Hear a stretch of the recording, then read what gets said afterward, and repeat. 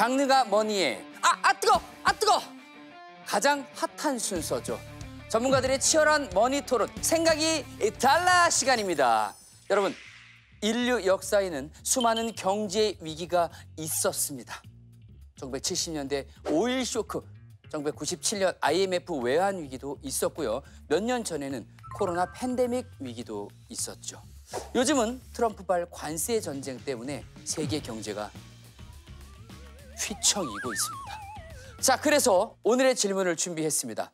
세계 경제를 뒤흔든 최악의 사건은 과연 무엇일까? 이 뜨거운 질문에 해답을 얻고자 생각이 다른 두 분의 경제 고수를 모셨습니다. 펀드 매니저와 애널리스트로 활동하시다가 슈카월드 코믹스의 알상무로 활약 중인 오동석 팀장님. 침착맨 채널의 주식 강의로 유명하신 분이죠. 성공적인 실적을 올리신 개인 투자자로도 알려져 있는데요. 저는 투자 부분에서 최고여서 이 이름이 붙었는 줄 알았는데 말이 최고로 많아서 최고민수 박민수 주식 전문가 함께해 주십니다. 안녕하세요. 안녕하세요. 자, 그럼 지금부터 본격적인 토론을 진행해 보도록 하겠습니다. 자본주의 역사를 돌아보면 세계 경제 전체가 함께 나락으로 떨어지고 투자자들의 입에서 망했어 라는 곡소리가 터져 나오는 수많은 경제 위기들이 존재해 왔습니다. 단도직입적으로 질문드리겠습니다. 세계 경제를 뒤흔든 최악의 사건은 과연 무엇입니까? 하나, 둘, 셋! 금융위기! 알상무님은 글로벌 금융위기를 선택해 주셨고요. 최고민 씨님은 대공황을 선택해 주셨습니다. 먼저 알상무님, 네. 2008년 글로벌 금융위기를 왜 최악의 사건으로 꼽아 주셨습니까?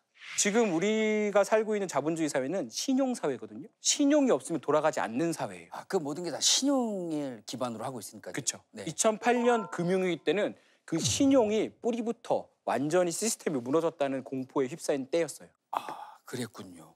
리먼이라는 큰 미국의 증권회사가 망하면서 네. 그게 시작됐다고 생각하지만 실제로 2007년부터 주요한 펀드들이 망하기 시작해요. 조짐이 있었군요. 네, 네. 충분히 있었고 서브프라임에 대한 어떤 워닝, 경고도 2008년 초기부터 있었습니다. 그러니까 프라임 대출은 신용등급이 굉장히 높은 사람한테 그 사람들이 주택을 살 때 대출이 나가는 겁니다. 근데 서브프라임은 그 신용도가 낮은 분들이 주택을 살 때 대출을 해주게 돼요.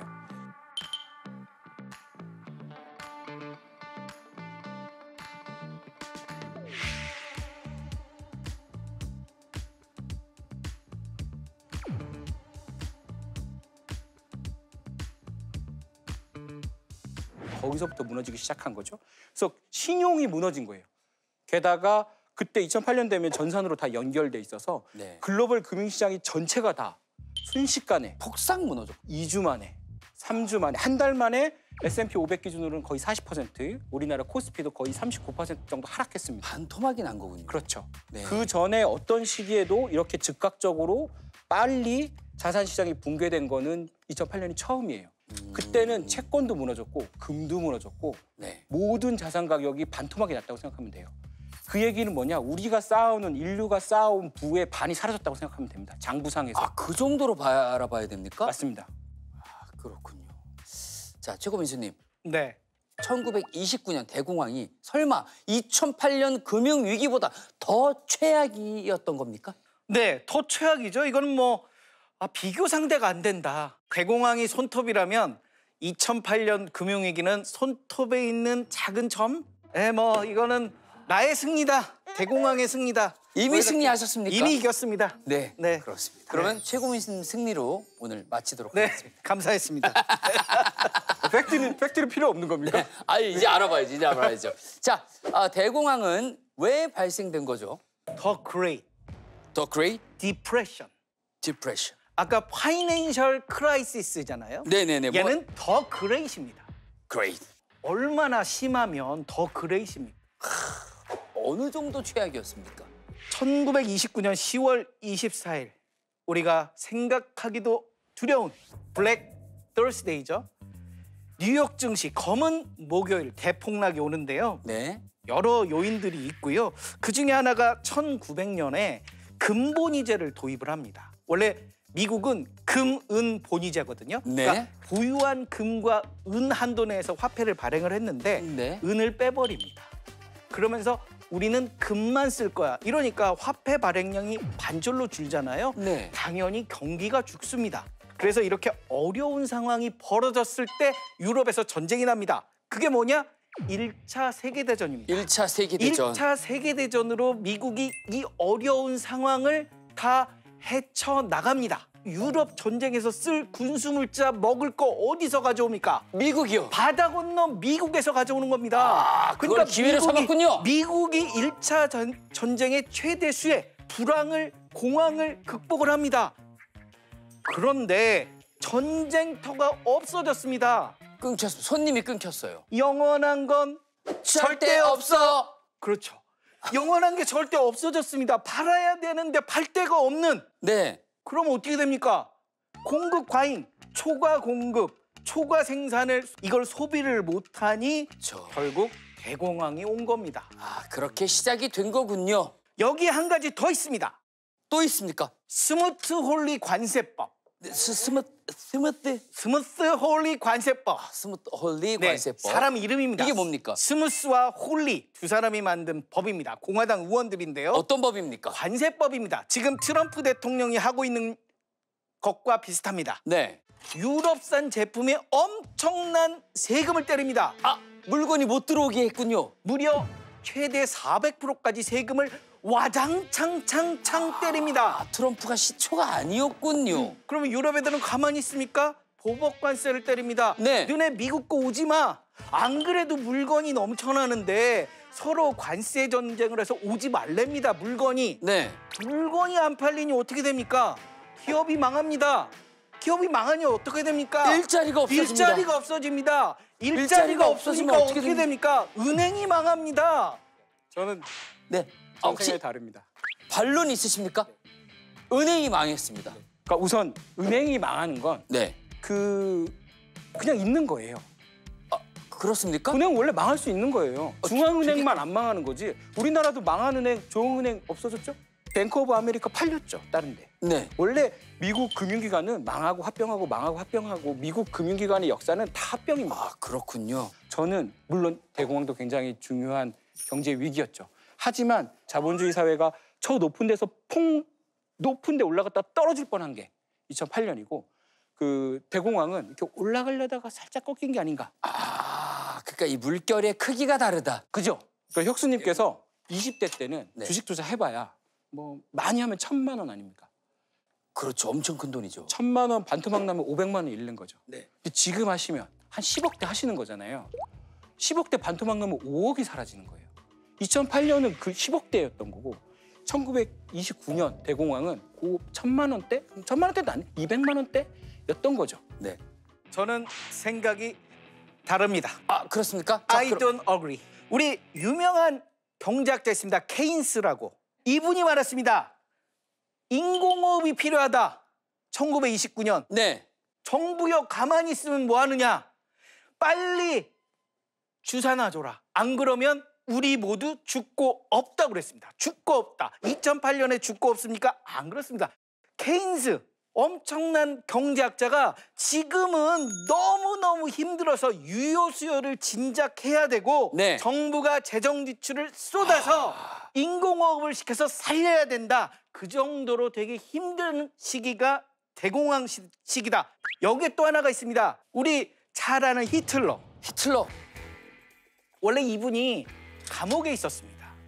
구테타를 일으켰거든요. 네. 그래서 구테타를 일으켜서 감옥에 있는데 대공황 뭐 이런 이슈들이 나면서 엄청난 인기를 얻습니다. 네. 우리가 이렇게 살기 어려운데 실업과 인플레 속에 사는데 독일인들이요 뭐 하느냐 이러면서 대공황을 최대로 활용을 해서 약소한 그 일개 조그마한 중소 정당이 정권을 장악하면서 일당 독재를 하게 되는 그 근본이 바로 이 대공황입니다. 대공황에서 그렇습니다. 악마가 태어났군요. 그렇죠. 근데 대공황은 경제 쪽에 있었던 당시 2차 대전이라는 극한 물리적 전쟁으로 가는 길에 있었던 경제적 이벤트일 뿐이지 네. 대공황만 일어나서 그렇게 됐냐? 저는 그건 아니라고 생각해요. 역사적 흐름이 독일이 1차 대전에 지면서 전쟁 배상금을 너무 많이 줘야 돼요. 그래서 하이퍼 인플레이션이 일어나면서 중산층이 무너집니다. 자기들이 망하는 걸 인정할 수 없었던 거예요. 네. 그러다 보니까 무력으로 갔던 거지 대공황만으로 설명하는 건 누구도 그렇게 어떤 학자도 그렇게 설명하지 않습니다. 그렇군요. 자, 오늘 생각이 달라에서는 세계 경제를 뒤흔든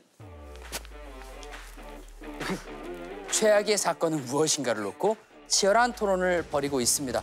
자, 이제는 투자자들에게 진짜 피가 되고 살이 되는 질문을 해보도록 하겠습니다.